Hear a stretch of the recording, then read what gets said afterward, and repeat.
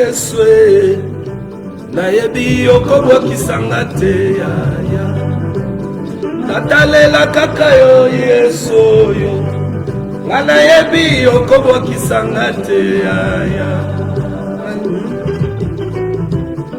Gloire à toi Jésus,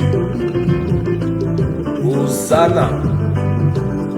Natalela kaka yo Yesu oyo nayebi okobwakisanga te yaya natalela kaka yo Yesu oyo nayebi okobwakisanga te yaya.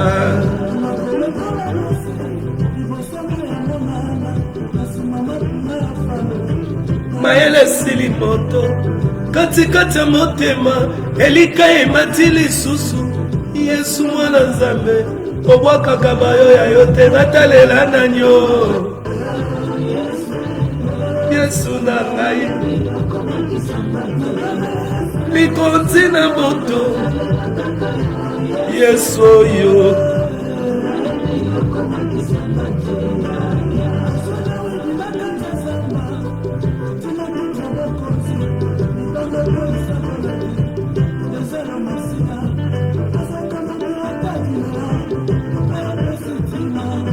nazana bezoko kaka yo Masia natalela nani Yesu oyo nayebi okobwakisanga te natalela kaka yo Yesu oyo nayebi okobwakisanga te yaya.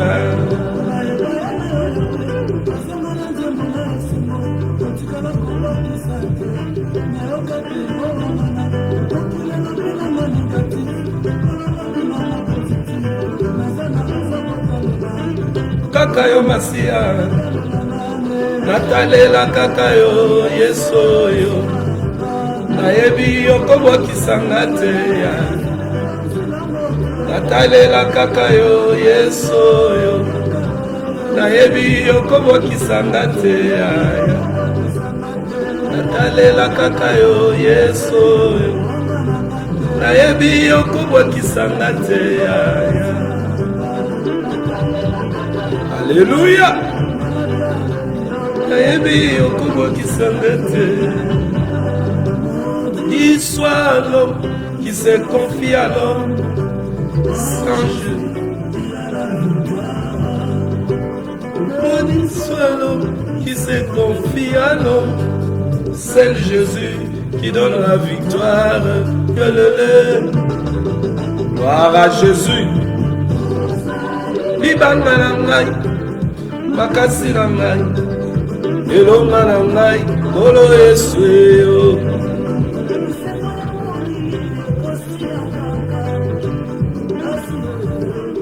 ekosila jamais Yesu elonga na ngai kolo Yesu yo eyindeli na bomoi na ngai simvula na yo elingi konoka Yesu oh Jésus kolo Yesu mosantu ya lola mona yebi un jour ekosimba kaka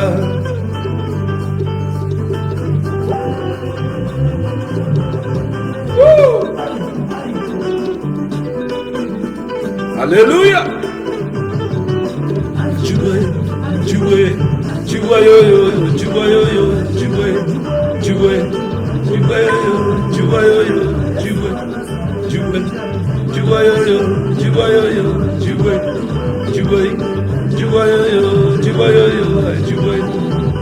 tu vois dia mushinga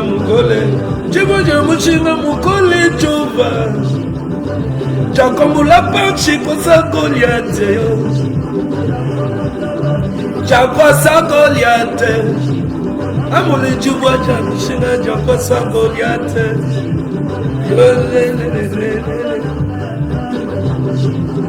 Oko esepelisa bayani batana na yo ntango kolia toyo akoleta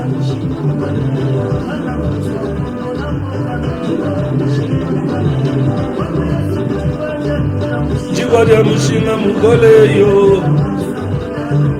Jibodia mushima mugole yo Jibodia mushima mugole yo Elohim wani jiboyo yo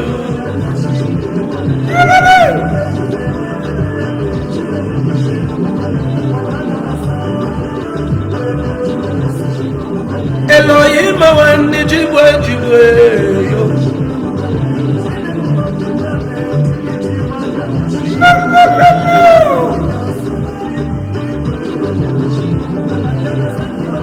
kasi nazana jibanga Jibodia mushinga mugole yo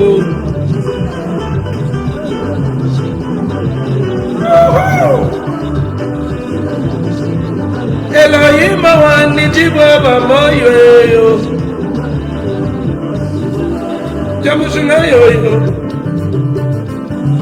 Jibo yo Elohim wani jiboba moyo yo Bali jamushinga yo Gloire à Jésus.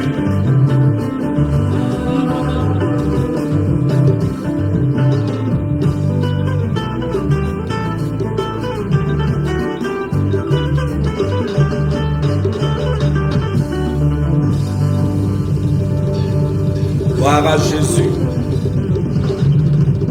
Gloire à Jésus. Il est digne d'être levé.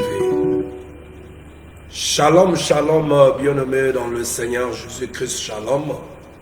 Shalom à vous tous qui aiment ce moment, qui aiment ce temps auquel nous passons ensemble dans la présence de notre Seigneur Jésus-Christ pour partager la parole de Dieu, la bonne nouvelle, l'évangile du royaume, celle qui sauve.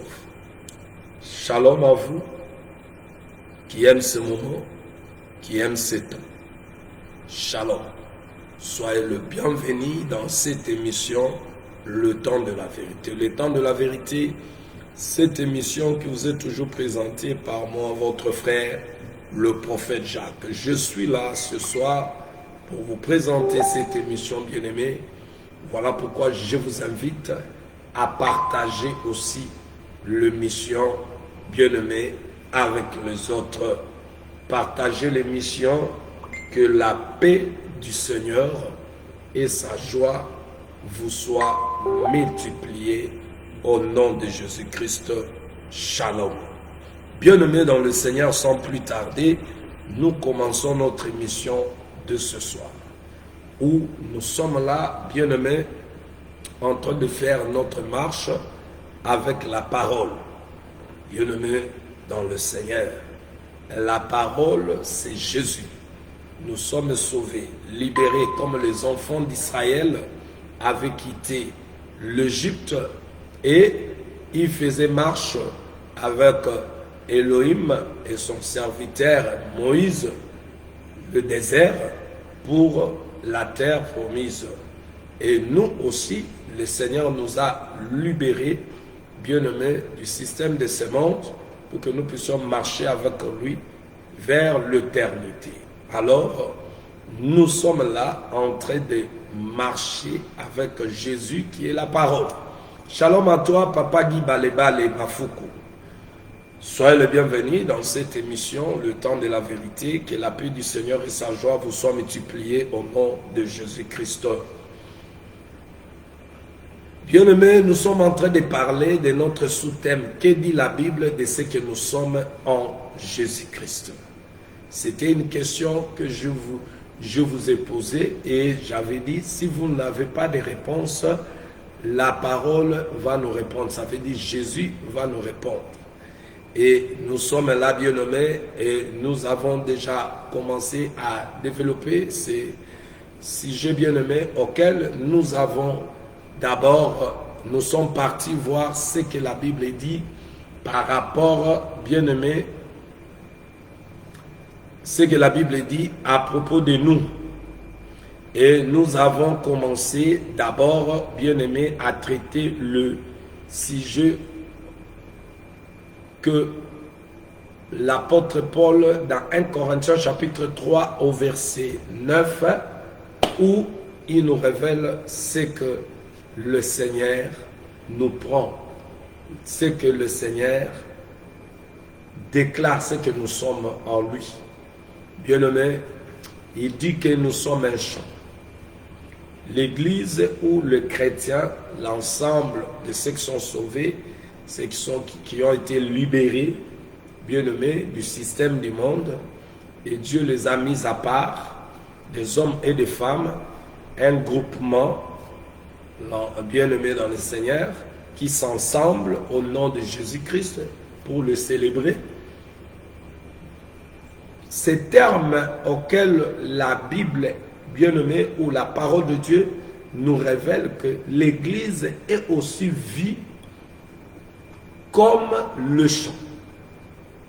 L'Église est aussi appelée comme le champ.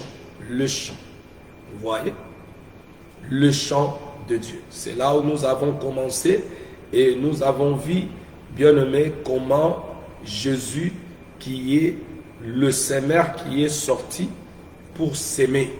Alors, il devait, bien-aimé, en sortant, il est venu sur la terre pour s'acquérir un champ auquel il devait planter.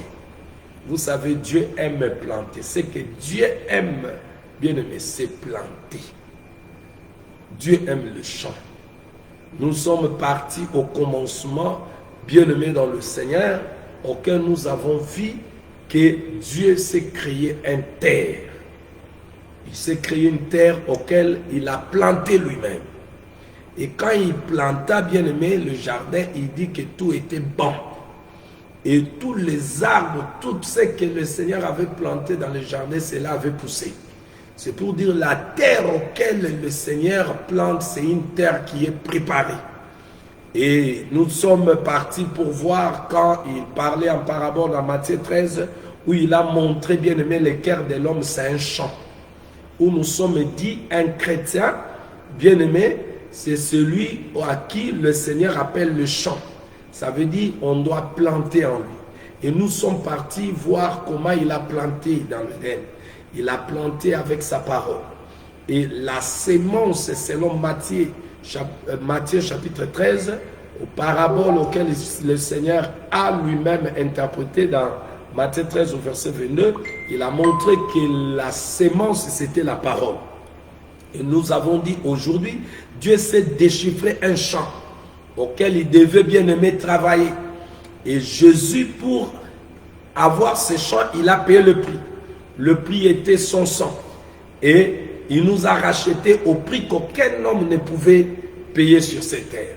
Le riche de ce monde peut acheter des champs, ils peuvent acheter avec leur argent ou bien moyennant d'échange des choses qu'ils ont. Ça peut être diamant, or. Mais, bien aimé, personne n'a acheté le champ comme le Seigneur nous a rachetés.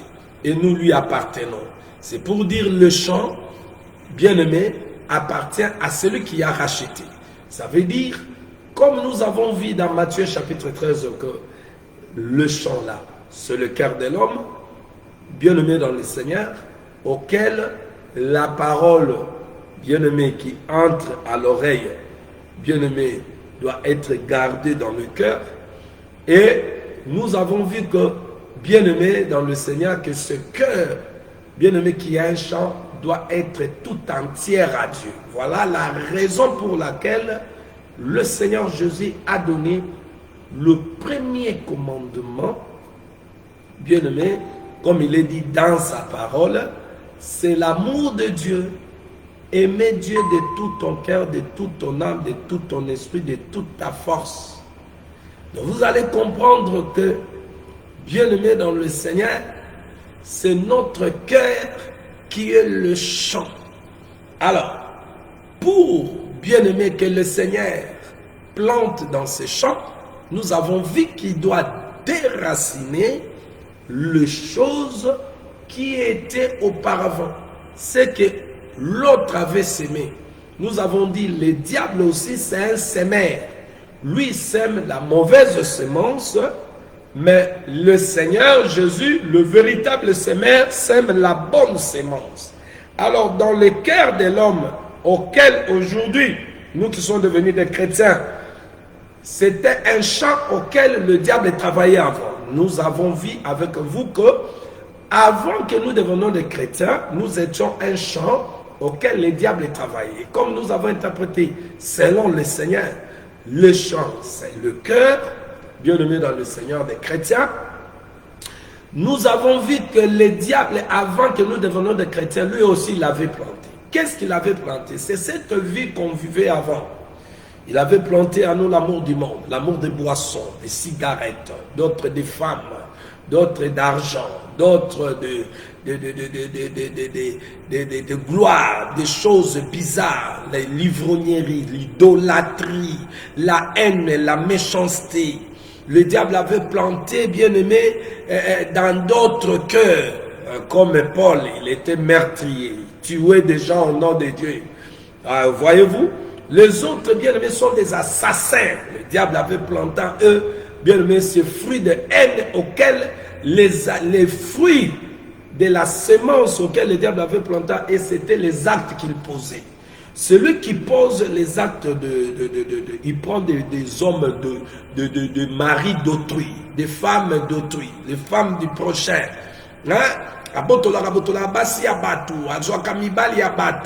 Ce sont des personnes qui ont la cupidité, ils ont la semence du diable. Donc le diable a planté dans leur cœur, bien aimé, cupidité, l'orgueil, l'envie, toutes ces choses bien aimées mauvaises. C'était dans le cœur. Alors, oh, welcome, évangéliste Michel, mon frère Ilungas. Welcome on this show. Soyez le bienvenu dans cette émission de Dieu. Que la paix du Seigneur et sa joie vous soient multipliées pendant ce moment que vous allez suivre cette émission au nom de Jésus-Christ. Oui, avant que le Seigneur plante sa semence, nous avons vu dans Matthieu chapitre 15 au verset 13, le Seigneur a donné de la manière il va travailler dans le champ. Il a montré qu'il doit déraciner tout ce que mon père n'a pas planté sera déraciné du le Seigneur Jésus, le semeur qui est sorti pour semer dans son champ. Alors je vais encore dire que chrétiens, chrétiennes, regarde, quand le Seigneur nous regarde, vous regarde, il vous voit comme un champ. Un champ auquel il s'est acquéri par le prix du sang pour travailler la terre et semer sa semence. Vous voyez? Alors, comme nous avons dit, l'apôtre Paul dit dans 1 Corinthiens chapitre 3, au verset 9, que les serviteurs de Dieu sont appelés des ouvriers de Dieu. Et les chrétiens, des hommes ou des femmes qui ont cru en Jésus, Jésus dit, vous êtes son champ. Et nous avons précisé les choses ici. Vous n'êtes pas le champ de l'apôtre, prophète, évangéliste, pasteur, docteur. Vous êtes le champ de Dieu. Lis bien la parole. Vous allez voir, c'est marqué là clairement. Vous êtes le champ de Dieu. Alors ne vous laissez pas que les pasteurs, prophètes, évangélistes, pasteurs, docteurs, apôtres vous prennent comme bino bilanga na bango. Oyo bakoya kolona n'importe quoi quand na bino na bentere na bango. Apôtres, prophètes, évangélistes, pasteurs, docteurs, ce sont les ouvriers avec Dieu. Vous voyez? Mais vous êtes le champ de Dieu. Bilanga ya batu na Yesu. Ne mondimi na Yesu. Aza bilanga na Yesu. Abilanga na ngai te. Ngai nazande mosali ya batu ya Nzambe na kati na bilanga na batu ya Yesu. Sikoyo, bien aimé, ces choses doivent être bien prises. Alors, pour ce qui concerne les ouvriers, nous avons les ouvriers, comme nous les prophètes. Nous avons les rôles de venir avec les tracteurs pour nous balola mabele. Vous comprenez?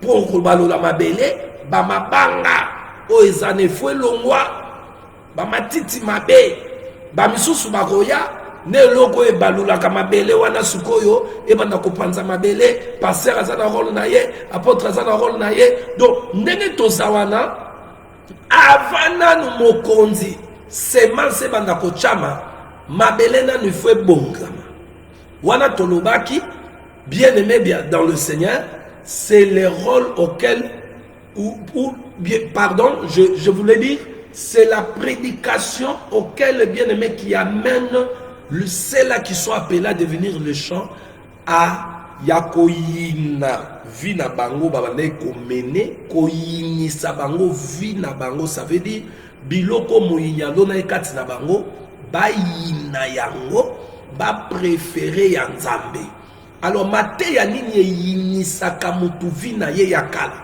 est-ce que ça mateya tu seras élevé tu vas voyager tu seras grand wane yini sakamutu elote ba mateya modèle wana eza nango bankona te Yesu apesaki basali na ye bagende kolona te Yesu apesaki basali na ye nkona o bakolona oyo ye moko déjà lonaki alobaki la repentance et le pardon du péché et aux à la prêcher.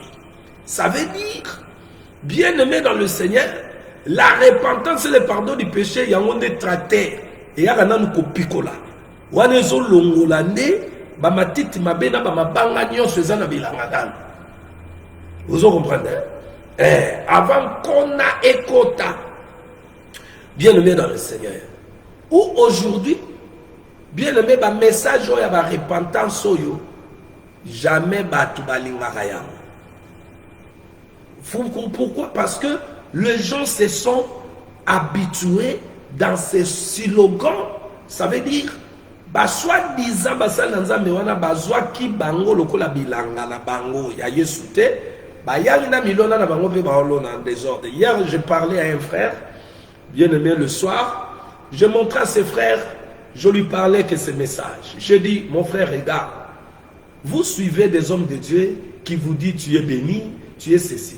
Je leur dis qui Dieu ne bénira pas en désordre. On est en train de vous mentir. Je donne l'exemple, je lui dis, prenons l'exemple de ceux qui font le chant. Je dis à ses frères, je dis, regarde, lorsque une personne s'achète un champ, bon, je parlais dans un langage terre à terre. Qu'est-ce que j'avais dit? Je dis, chez nous au Congo, par rapport à l'Afrique du Sud, pourquoi l'Afrique du Sud, nous ne voyons pas beaucoup de forêts? Donc en ville comme ça, tu vois les forêts. Comme on voit chez nous au pays, au monde appelé la capitale. Donc ici en Afrique du Sud, là où vous pouvez voir des forêts, ce sont des lieux qu'on a laissés comme ça. Mais d'ici quand on a déjà que Zamba moko za kota simasalo ngona kota badiadingi non. Oui, mais pourquoi? Pourquoi awezala kabongote? Parce que ici en Afrique du Sud, il y a des sociétés, des investisseurs, des personnes qui investissent na o etali bien aimé comment banda atonga ka bandaku baye bakangi quartier mo batongi babandi koteka yango avant bateka avant batonga place o batonga kezaka na ntomona nini matiti okoya omoni place moko place o boleka kia matiti place matiti pe mutu soka za na posa se soulager alinga suba na ye asa petit besoin akosala na ye na matiti on a po amoni eza matiti mais lorsque société oyo sombi place wane ye bomona ga ba clôturer ya lobi place a matiti matiti a soute mabelo ezanga ki valeur ezui valeur baba ni kotonga place wana lobi bomona ga ba tongi place wana ba building ya mystique et kiti place wana mbamoko mabele ezui valeur mbatu nyonso ba oleka bando ba place ezaki zamba mais place ezaki zamba échanger po ba ye kotonga place wana ozana gloire à Dieu. Nebi si nini epesi mabele wana valeur. Eza compagnie oyeye ko travailler wana kati matiti longoli bilo nyonso et tient construction nango en place de valoriser mabele wana ozana. Vous voyez?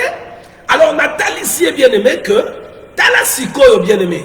lorsque maintenant terrain moko mabele moko boye eza na matiti eza na banzete et robima mabele moko zanga valeur pour matiti wana na banzete wana ezosala ka place moko ka mutu to akoleka akokutana sali petit besoin grand besoin peka wana. C'est comme ça les démons. Tu vois, na tête tout le monde est image ya mabele na olakisa yo. Na ba matiti bazamba wana nde image tozaki nango liboso avant to kota na Yesu Masia. Tozalaki lokola mabele moko ebotaki bibota bota. Sikoyo ndenge ezaki wana yango mabele wana ezaki na valeur nanu te mais ezaki mabele valeur mutu ayebi valeur nango mokeli na yango.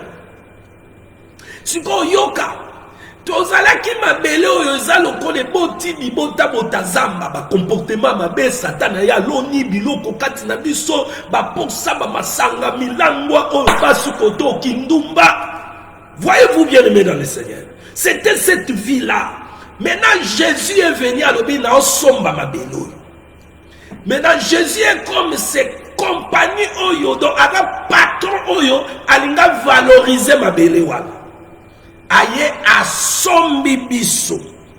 Lui il n'a pas donné l'argent parce que le propriétaire azali na posa makila a pesi oyo azali na posa makila a racheté biso bilanga. Mais nenga sombi biso wana yeba ke banzete eza ba matiti eza ba comportement ba caractère o tozali nango o satana lonaki liboso totali sali ndenge ni satana lonaka. Tolobi Jésus aza semer, Satan ape aza semer. Yesu alonaka ya mabe, Yesu na alonaka malamu. Na parabole de Jésus alobi, moloni abimaki alona aloni bleu. Moyina ya kolona livré na butu. Quand Jésus bando expliquer parabole, alobi moloni alonaki bleu, nde fils du royaume, fils de Dieu. Oyo alonaki livré, nde moyini Satan. Les champs, le monde, la semence, la parole de Dieu. Au moment où Satan n'a pas eu colonna, ce qu'on a dit qu'on t'a dans le jardin de Dieu, ni Satan n'a eu colonna, n'a ma belle ya liboso, elle a dit monter ma ya Ève. Aïe, qu'on tente Ève, abandi maloba.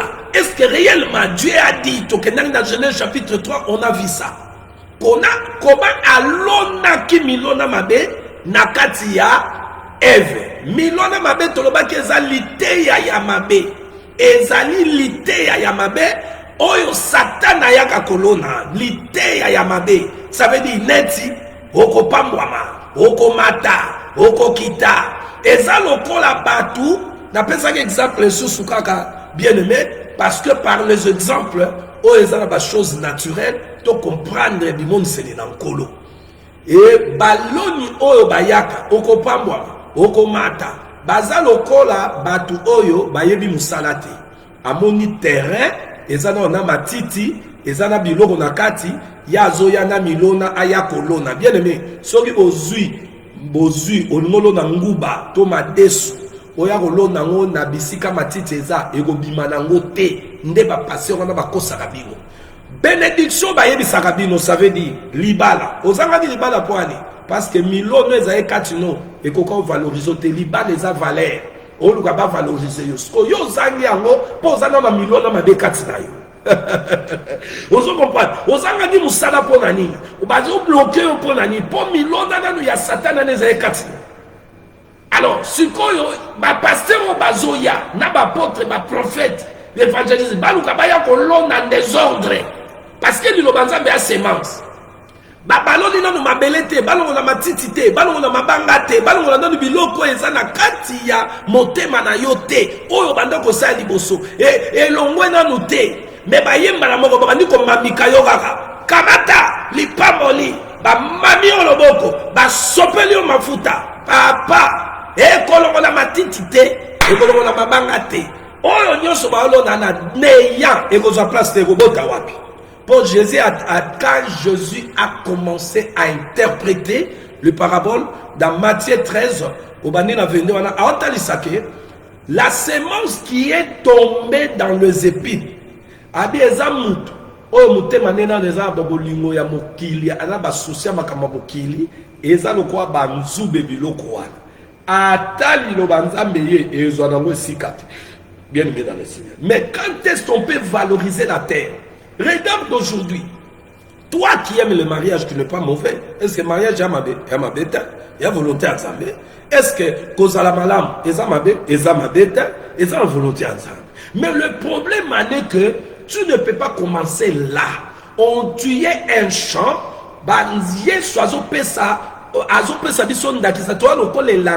pour tout comprendre le travail qui doit être fait à nous, où nous devons nous laisser comme la terre de l'Éden auquel qui s'est disposé au Créateur. Babel n'a jamais résisté à qui? Parce que quand Jésus a planté dans le jardin, Elohim a planté là-bas, il a planté selon la semence qu'il avait besoin de mettre là. De voilà pourquoi quand il disait que là reçoit, pour aller à Ginzete Zanamabele, quand on Agoloba, moi, alobi, Sanza Ezara, pour aller à Sanza Zalikolo, Jamal Inga Sanza Ovana Mabele. Donc Jésus a planté chaque chose na place na yango. C'est comme ça que ça doit se faire dans notre vie. Donc ne prenez pas la parole de Dieu. La parole de Dieu n'est pas une récitation. La parole de Dieu c'est une semence. Et nous sommes la terre.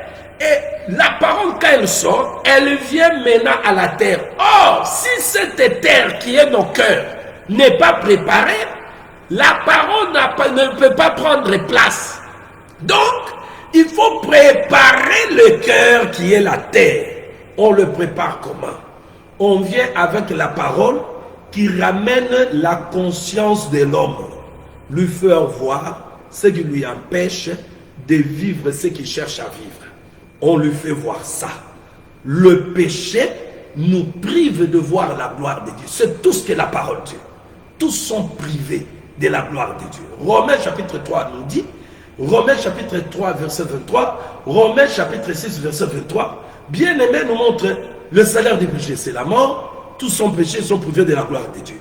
Alors on vient maintenant avec une parole qui révèle la conscience, parce que le Dieu de ces siècles, selon 2 Corinthiens chapitre 4, aveugle les gens.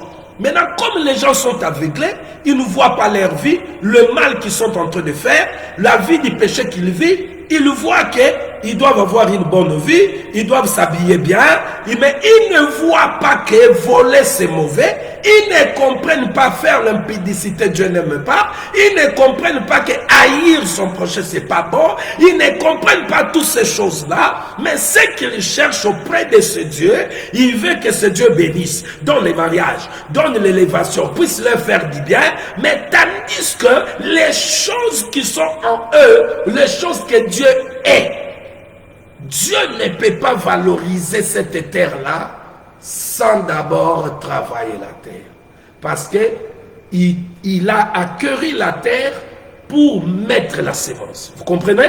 Nous avons dit, bien aimé dans le Seigneur, maintenant, comme la terre doit être travaillée, qui vont travailler la terre? Ce sont les serviteurs. Les ouvriers, avec Dieu, doivent travailler la terre. Alléluia. Gloire au Seigneur. Les ouvriers avec Dieu, car nous sommes ouvriers avec Dieu, le serviteur de Dieu.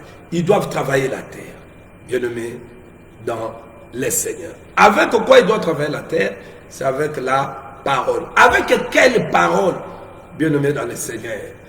Oh, Apocalypse chapitre 14, verset 6 à 7, il nous est dit, la parole, bien-aimée, auquel qui amène le champ, le pierre à être ôté, qui amène Bamatiti Mabe et Longwa.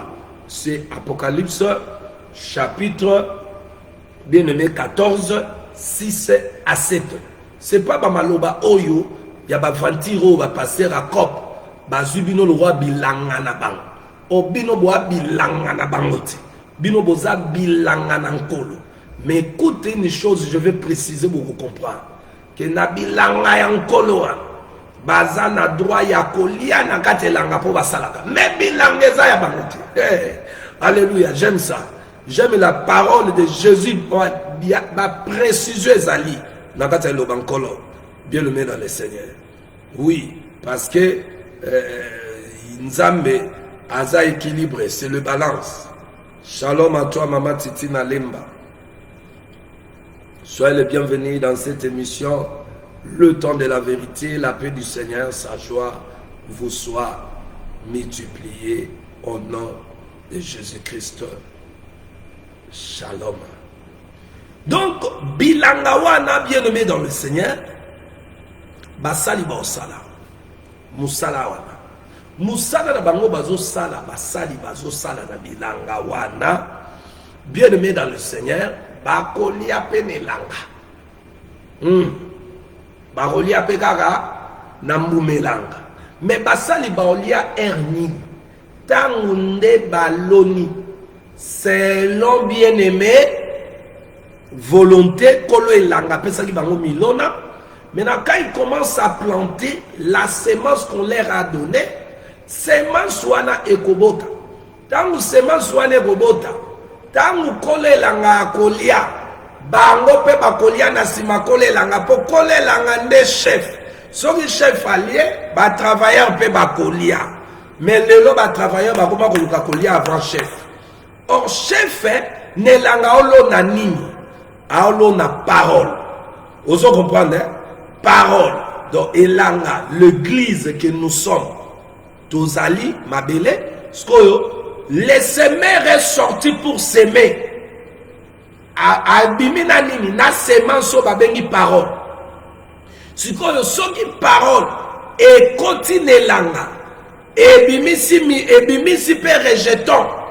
Et bimisi mouma, ça veut dire kolo elanga akolia mouma. Remarquez que mukolomoko kolo elanga banda leka amoni nzete moko elonama nelanga na ye et bimisa mouma te. Abi nzete ezo espace mabele pour ani amodirango akausia. Vous comprenez? Or, qu'est-ce qu'il consomme? Lorsque la parole est semée, la parole doit produire. Et la production de la parole, c'est la vie de cette parole qui est dans l'homme maintenant. C'est là que nous parlons de la marche chrétienne, qui veut dire la pratique de la parole de Dieu qui produit en nous une bonne conduite. Ça veut dire la parole produit. Lorsque la parole produit, bien aimé, c'est lui le propriétaire du champ. Quand il viendra manger, qu'est-ce qu'il consomme? Il est écrit, il est le consommateur de notre foi. Vous voyez, quand le Seigneur consomme votre foi, c'est là où vous pouvez dire que le Seigneur est content du champ. Ça veut dire, il va maintenant valoriser la terre. Ça veut dire, le miracle peut maintenant vous accompagner. Vous pouvez voir Jésus maintenant en manifestation parce que le champ doit être honoré pour épaissir Moumanamolon. Ok, je vais entrer. Aujourd'hui, c'est ça que nous avons dit, nous avons essayé d'expliquer que les hommes de Dieu n'ont pas leur sémence à s'aimer. Les hommes de Dieu qui ont été ouvriers avec Dieu avant Yabao Yalelo, les apôtres, on leur avait déjà donné la sémence qui devait s'aimer dans le champ. Oyo, Nkolo Ayebaki Yemoko Nako Sakiri. Bango Babanda Keneka ko travailler. Et nous avons dit aujourd'hui, nous voyons des serviteurs au Bayena Milona na Bango. Bayena Komwa Yezu Bazo Kosa, Ezala le roi na Mukilite, Mutasomi de Lupangote, Ayenera couragé, O Ngandegoya, O Lupango yo, cette personne n'est plus à vendre. Azu ya chepe ya ye papier, ceux qui paient Babambi, ceux qui paient Akubambanini. Cette personne n'est pas vendre. Ma somme bien notée. Mais, Azanegara, Yaya, Chokoro, Achepe, cette personne n'est pas vendre. Allez, aye pas bandi ko sala ne babilanga na yewana. Nzoka ne mabele ya batu. Vous comprenez? E mabele ya batu. Musupe, aye na kombo ya batu. Mais propriétaire, Azana ye propriétaire à kombo wana chete. Nde ba église oyo, ba ye au nom de Jésus. Mais Jésus n'est pas là. Donc on a mis l'on a bango zara mabe. Au moins ba église ango, ba komo bimisa mbongo na ba saki, ba teka ba mafuta. Lelo ba komo teke la bino ba teke la bino ba masque. Vous voyez? Donc eza ba milona moko bo Jésus a pesité. Eza milona na bango moko. Sikoyo soki yo pendo za ya Yesu. O abilanga na bango te. Na olinga na silikisa mutu moko aloba naza bilanga ya pasteur te. Naza bilanga ya apôtre te. naza bilanga évangéliste prophète docteur T nazelanga na Yesu. 1 Corinthiens chapitre 3 verset 9. Pasteur aza mosali ya Nzambe na kati elanga, mais elanga eza ya ye te. Mais lelo bilanga koma ya bango boyoka langage na bango po bokanga bango bato ba faux ouvrier. Dans mon église j'ai plus de dans mon église donc église ko bino bokoma elanga na bango po église boyoka wa bien église na ba terme oyo bien aimé bantoma babimisi awa nakati bien aimé na évangile o bango bateyaki na ba terme oyo église ezavi selon awa bien aimé na Nouveau Testament, hein, les termes oyo ils ont décrivé mieux l'église dans le Nouveau Testament. Nous avons touché un ici, premièrement le chant de Dieu. Pourquoi je parle de ces choses? Pour que vous puissiez comprendre. Tu peux être là, tu rêves, tu es un chrétien. Mais tu es un chrétien qui s'est laissé comme un champ qu'on est venu s'aimer la mauvaise sémence. Oh, le champ où ekozala honoré, le champ qui sera honoré, c'est le champ que le maître Jésus a racheté. Maintenant, toi, tu te crois, tu es un champ, un enfant de Dieu, mais tu t'es laissé s'aimer la mauvaise sémence. On te prêche une mauvaise parole par l'autre sémeur. Or, celui qui vient avec la mauvaise sémence, c'est le diable. Mais comme il s'est déguisé en apôtre de Jésus, il s'est déguisé en évangéliste de Jésus, prophète de Jésus, vous croyez aussi il est le serviteur de Jésus. Oh, il n'est pas ouvrier de Dieu. S'il était ouvrier de Dieu, il allait porter la sémence qui devait être plantée en vous. Mais ce qui vient planter en vous, c'est ce qui vous ferait. Écoutez, la sémence qu'on plante à vous, c'est ce qui vous bloque. C'est ce qui fait que tu ne peux pas te marier. C'est ce qui fait que tu ne peux pas aller de l'avant. C'est ce qui fait que toi, ta vie, tu es comme un tournesol. C'est la sémence qu'on sème à vous. Cette sémence, Jésus a dit, la sémence, c'est la parole. Ça veut dire, la parole qu'on te prêche n'est pas une bonne parole qui peut faire que tu sois valorisé. Parce que, je dis ceci, je répète encore, on ne peut pas s'acheter une terre, un champ qui appartenait à un autre, ou dans ce champ, le propriétaire avait sémé sa sémence. Toi qui viens d'acheter le champ, tu veux mettre aussi ta sémence. Avant de planter, on travaille la terre.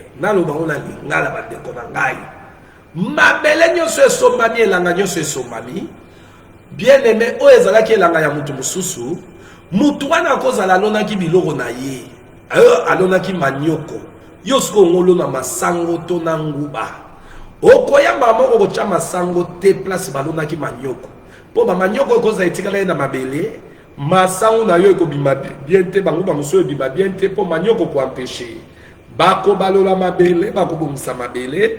Pona koyeba mabele ekomi sikoyo na niveau ya kolona milona ndoko yana banguba na yo oyekocha. Yango Jésus atalisaki azoloba na Matthieu chapitre 15 verset 13 et que oyo nyonso tata lona kite akopikola. Pourquoi lobaki o tata lona kite? Nde tozosonga na ebandeli na jardin, tomona ke jardin mabele ya liboso nani alona kikuna elanga ya nkolo ye moko alona kinakati. Sikoyo tangu Jésus aye atalisi ke batu ye aye lokola moloni. Menenga ye wana aye lokola moloni akozwa batu mitema ya batu ekozala lokola mabele. Wana talisi yango mokolo mwasi oyo bakangaki en flagrant délit d'adultère abanda koma na mabele. Pourquoi zokoma na mabele? Ezaya sakoli Ezaya lobi boyi. Ezaya lobi Israël wana bomona wana azalaki peuple oyo ya mitema mabanga. Et pourquoi Israël a été peuple en mabanga? Maloba onzamba pesaki na Moïse et komama ki likolo ya mabanga. Pourquoi komama likolo ya mabanga? Libanga na banda ko lakisa mitema ya peuple ba komema maloba ne za lokwa mabanga. Yango ba benga bango le peuple accoureux. Sikoyo na munoko nezayi maloba na Nzambe ye elobi Nzamba lobi na kosala alliance ya siko maloba nange komama suna libanga teme komama na mutema ya musuni. Sko mutema ya musuni wana yango nde Jésus abando koma mukolo wana na mabele tangu bayelie mwasi oyo azalaki afaka de dina adultère. Jésus otasake bomoni mwasi asali adultère. Po motema ne eza lokola elanga oyo Satana yaki kolona adultère skona mabe. Mais ngai Jésus de Nazareth bota na okoma mabele na okoma na mutema mwana mwasi oyo loi ya sika oyo kopekisa ya adultère akosala ngo lisusu te. Il crivait sur la terre. Donc Jésus montre que dans le cœur de cette femme que ngana utile kolona ye lokola moloni na kolona nkona ya sika mais oyo adultère bo condamné wana na kopikola yango. Et voilà pourquoi tango batwana balobi o balobi bayuda wana Jésus lisibanga asala lisumuta bamba mutu abamba kisuli banga za kite bapanzani Jésus tali mwasi boyabi est-ce que ba condamné yo te? Pourquoi mwana na Nzamba eko condamné te mayende ko libérer ba ba ki condamné? Siko ba mimona ki ba libre nde ba ko kanga mande sikoyo. Alléluia. Alors bien maintenant condamné te mais kende ko sumuka sute. Moi ça na ke mobeko komami ya sika ko sumuka lisusu te. Nde musala ya basali na Nzambe. Auprès ya banani, auprès ya ba oyo nyonso baza lokola elanga. Banani wana bandimi na Yesu Masia. Tangu yo ndimeli Yesu Masia osali malamu ye. Mendongo ye wana oza lokola elanga o ezana matiti na kati. Ezana na ne suis valeur te. Babandaki kosubela subela yango bazo sa pe ba besoin. Mais wana ba démon bazo akosakana. Mais tikane biso tangu kolo elanga lupangu o ezaka nanu kota bima. Tangu bayaka kosomba ngo ba che clôture. Kota bimeza la kasute et comme nanu déjà stop yomo kota la bo o eza lupangwa ba yomo kozo éviter na kota na kati ba yoka nga muyibi. Est-ce que vous comprenez? Jésus a total sabiso ke azwa kelanga na ya en charge elanga ne ba kota ka bikota kota te ba tali sibiso na commencement ke elanga na ya liboso tango adana eva ba sumuka ki ba bimisi bango alobaki banjelu ba garder yango porte d'entrée wana po ba okota sauter balia mbuma ya bomo c'est que langa ezalaka clôturer ezalaka garder. Mais bien aimé dans le Seigneur nani oya valoriser kelanga eza oya sombi yango eza le roi muta sombi mabele na ba eba place ya izamba lobi place batu ba eba izamba ba yo kokuta ba clôturer immeuble vanda wana nani a valoriser mabele wana eza ko muto asombi mabele ce qu'on nani a ko valoriser yo et pas certain ezanga prophète te eza évangéliste te eza docteur te ezali Yesu Masia wa somba ki on ekulusu nda ko valoriser yo siko Yesu wana asombi yo azuyo lokola mabele ako valoriser yo tango akolona milona na ye kati na yo liloba na ye liloba wana ebimisi mbuma nezani ni vi na ye kati na yo nde sikoyo bien aimé dans le Seigneur lisolo ya mabele échangé mabele bamonaki mabele mabe ça veut dire ndumba moyibi molaso moto alokuta escroc lisolo échangé nani a valoriser mabele wana oyo lobi bayebaki place mo akende olingi oyoki masuba kende ko suba lokuna ba demo ba ko kota ndenge balingi mais sikoyo komi lopango oyo ya kolona yango azali hosana qu'est-ce merveilleux ça. Maintenant le elanga wana ezali yangana ya Yesu pasteur prophète évangéliste docteur paix bien-aimé apôtre bazali bakolo elanga te bazali ba oyo bazali na kati elanga soko moni passer na komisa yo elanga na ye na ndenge ni ya kolona bilona lona na ye po yaza na lokoso ya mbongo yo kondimango te siko bapasteur ya lokoso ya mbongo balonaka nini bango nde baya na évangile ya prospérité na élévation eza mateya mabe ekofrene yo vie ekofrene yo marche ekofrene yo avancement ekofrene même yo mona nzambe te po okozala kaka lokola elanga oyo eza na matiti mabe na kati nanu bavalorize yango te yango mona ozalaka valorize te oyebi pourquoi oza valorize te mingi bana baeglise baza lokola elanga mena matiti mabe na kati moye balonda milona malamu kati na bango eza te mais sikoyo bapase wana baolondaka biloko ya faux bazokosa na bango bayebi kope baosala wa baolonda badiamba po diamba ekipaka place obima te diamba ekobima ta na kati ya matiti baolonda badiamba yango ozala na bacaratere ya badiambere oza caractère ya badiambere donc chrétien moko voyou okorespecte yesu te soke na bar obaye oke na bafete omeli oza chrétien me na nzela omela masango osimbi bouteille oyoka soni te me ozalaka na nkombo ya yesu oza diambere ya molimo sikoyo badiamba nde oza oko elanga ebota diamba nde ozalaka normal te ozomibenga chrétien ozokota na yo hotel oh bien aimé dans le seigneur eza makambo oyo nazoyebisa bino eza biloko eza vrai sikoyo awa nayebisa bino évangile oyo biso tote eza solution évangile moko epesaka mutu bapesi yo pena une maman a acheté un sac de manioc ateki yango acheté un sac de manioc à 50 reines. Il est parti vendre à 80 reines. Maintenant, cette maman a fait sortir 50 reines. Il a vendu à 80 reines. Maintenant, chercher, bien aimé, bénéfice. Alors, il faut d'abord comprendre les données inconnues et bénéfices de ma place. Vous allez comprendre l'évangile, la solution des problèmes, la solution des évangiles à Jésus. Et ça, il y a ngaïté. Dans l'exemple, ngane na ye na sote. Les évangiles na Yesu Masiya ya vrai. Et ça, solution. Ephésiens chapitre 2, verset 20. Évangile en Wesaruna. Ba Yesu apesa yango ba yeko. Bantoma donc maloba nyonso ezali na kata bantoma ba témoigner Jésus-Christ. Et ça, enseignement. Biso foto yeba. Po batu misu bakoya bien aimé na mateya ya mabe bakoya kaka kolona en désordre siko yo koza valoriser mokongi muta valoriser elanga kaka moko wana eza ba société ezanga matériel à construction mais baye na bakombo ya société ya lokuta po baoluka cop nde bapasser mais Jésus société ya construction ya somme soki ya construit penda bo moino bato bamoni changement bamoni ke terrain oyo ezali matiti banzete batongi penda building awa yango tozoloba boye bible ezoloba nini oyo biso toza na yesu yoka eyano bible elobi na 1 Corinthiens chapitre 3 verset 9 toza elanga na nzambe précision elanga na nzambe awa elanga ya baouvrier te baouvrier pe baza baouvrier ya nzambe baza ngazaka mosali ya mutu te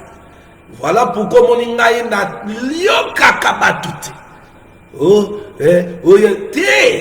l'apôtre Paul dit si je nakomi koyoka batu c'est de na mosali ya nzambe te donc basali na nzambe pe bakozala lokola Aaron te peuple alobi tongela biso vodor allez Aaron pe kuna nakobanga abando tonga vodor te tango Aaron tonga te vodor oya benga maki na nzambe ali kolo ngomba kuna mosali na nzambe alandaka te po bakretien balingi bateya bango makambo esepelisa matoi na bango omoni mikolo oyo mode eza elobi nango sermo ayebisanga bi prophète yo bamateyi oteyi yo po endima mangabi ya mateya ngai na oteya bato nyonso te na Facebook ngai na oteyaka bato oyo nzambe déjà dès les avances amona oyo awuta likolo moloni wana amona ye bango mpe baya loko elanga loko ya mwasi ya mosamalia Jésus olexata wana bayo kolibake luka biloko kolia bakasa olexata ya pa manzoka nda monaka déjà mwasi wana pa ozalelanga ami pesi penda temps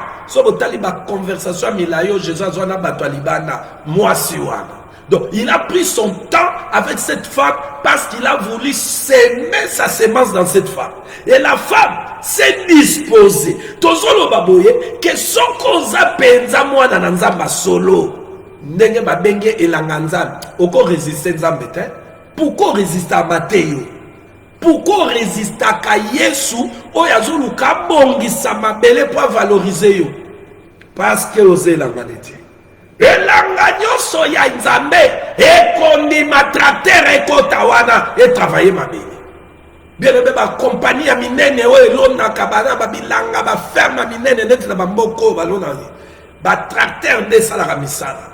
Wane ya musala bien aimé au évangile à Jésus, la repentance est prêchée, le pardon du péché.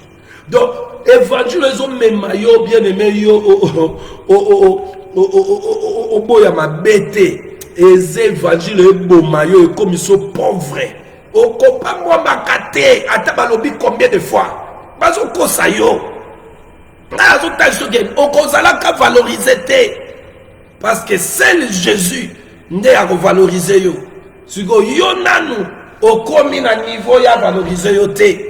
Parce que ma tite ezana noana taba mona ma tite est-ce que le pango za ma tite na ba nzete na kati ezo bimaka neti kaka normal. Est-ce que vous comprenez? Oh tika lelo na di onction ya lingala na manyola makambo na munoko ngo na nazana ngo souple pour ba français moko mabako elekitro. Est-ce que vous comprenez? Bien aimé dans le Seigneur. Alors yoka Apocalypse chapitre 14 yoka sko milona. Bien aimé dans le Seigneur.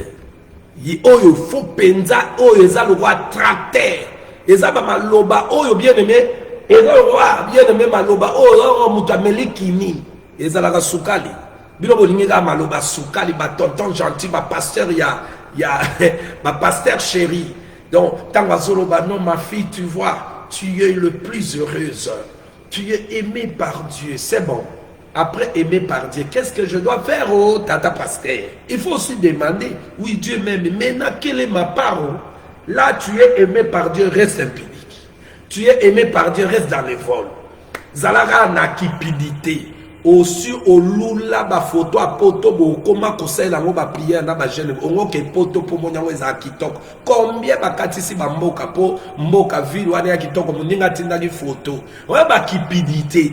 Skozo gêné na ba nkona nini kati no skozo osenga nzambo ayaka kopikola oyo ya lonite na kati ya batu osenge sikoyo ke ye aya kosalelo na milona satana ne ya kati no ba kipidité wa. Vous voyez comment ces pasteurs vous est balinga binote. Si comme ba ya bino solo de bino bolinga kate. Ya kanisi ni nyang.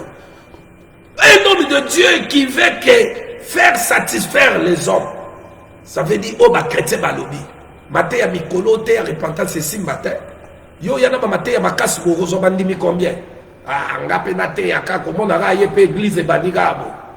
Bien mais Joseph, Gédéon, Jephthé, Milona Mabé. Tu vois, au monde a astan à ceux ici, au frère, nini boy. Bino boza bilanga na ye, tanga bolona. Boye wane, ba momo côté. Yo kaki moko na bangonda zo dimisa ba vérité te bolanda deniles. Aba abi abimisi otande mbongo na croisade. Ba o ba yibi, ba bisu ba leki, ba kimi na bala. E bilanga te.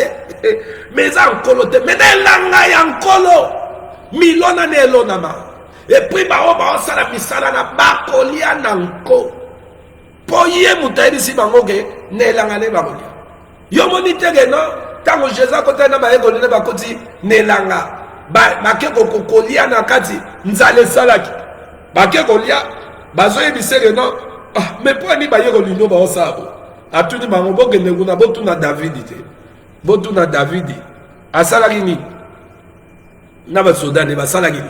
Celui qui est plus que David est ici. Donc, mon David Asalagini, Kolo Langanenga Yonazao, Nako Kote Langanyon Sonagolia.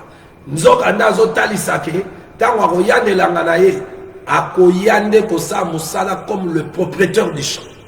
Bien aimé, tout en Apocalypse 14, Bo comprendre Milona ou Felonama. Soki yo bate yakoli lo bate et poussaka yo ota la penda boye oye l'église mouti ko finga Bien-aimé. Oh, Bozela. Bozela, bien-aimé. Bogoyoka liloba. Nanu, bilonga zinzamba lobaka sepe sabatu. Jésus tanga bando lobe pe sabatu. Kanda ba lokota mabanga po babambaye. Bana na yeka kanda bando lobe la bango sepe sabatu. Alors Pierre, amitiki Satan aloni pensé mabe kati na ye. Yesu azotani se nenya okendo kokufa po ndenge écriture ko samaya zo bise ko communauté maraboa. Yesu ayebisi omoni o azolo biso wana. Arrière de moi Satan. Diabolo na azolo bawana. Est-ce que Pierre a comment diabolo? Na mon place mon côté tant Jésus le bibongo Pierre asili ki okebe na diabolo po anini. Yango yo nzambe yo no kotanga lola alo pakati mba. Osez l'angate et langue résiste à mokelité. Mokelinete. Apocalypse chapitre 14, verset 6 à 7, je lis au nom de Jésus.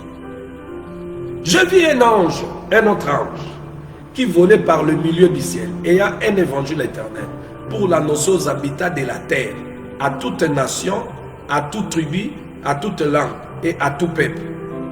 Il disait d'une voix forte: craignez Dieu et donnez-lui gloire, car l'heure de son jugement est venue, et adorez celui qui a fait le ciel, la terre, et la mer et les sources d'eau. Voyez-vous, l'évangile, les amis, l'homme y a vrai, il faut l'homme amener langa, peine et langa moro restaurante, et ça, oyo, ezo mema mutwa banganza, apese kembo. Parce que tozo comme ma nouvelle créature en Jésus, pour te glorifier, car Colossiens chapitre 1 verset 14 à 16, et que Dieu a créé, verset 16, les choses invisibles et visibles pour lui et pour sa gloire. Donc, tant acquérir bisolo kolelanga, eza pona ye pona nkembo na ye, eza pona nkembo na bisote, eza kape pona nkembo pasteur te, o na komi boye na non, bilo banza melobi. Il a créé des choses visibles, invisibles pour lui et pour sa gloire. Pour lui et pour sa gloire. Colossiens plutôt chapitre 1. Au bani 14 au Kiti qui n'ont bien aimé na 18 oyo bien aimé lilobanza meloba. Est-ce que vous comprenez? Est-ce que vous comprenez? Si koyo évangile ange aza côté ya et même batu bakobanga ye ba pese kembo ba adoré les évangiles ni. Est-ce que ça ba archbishop ba yagi nango to eza matin midi soir bazoe bisabino de 8 à 8 heures avec une offrande de chiffre 8. Hey, bilanga ya ba pasteur. Omoni ba église nyonso wana bomona ka mituluku mitu ya batu nyonso yaka na ba mama ba yaka wana na ba tata ba yaka wana na bilenge ba yaka na bazala bango bilanga ya pasteur. Bilanga ya pasteur. L'église de Jésus, c'est le chant de Dieu.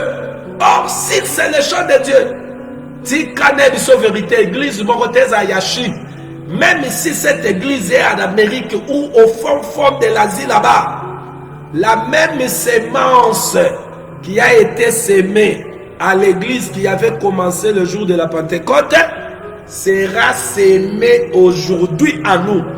Alors, quelle est cette sémence? C'est ce qu'il est écrit Ephésiens chapitre 2 verset 20. C'est cet évangile que les apôtres avaient prêché et le prophète. Cet évangile nous montre que l'homme n'est rien.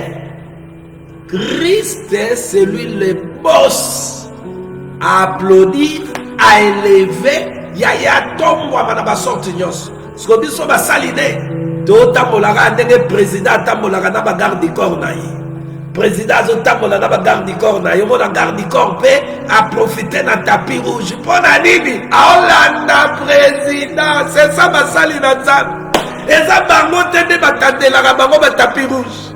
Bango tende babetela ka maboko, babetela ka nde président maboko. Est-ce que tant bagarde du corps balandaka président? Peuple oya ba président. Ndenge ko yibino boyebi kaka ndenge ezalaka tango ya maréchal.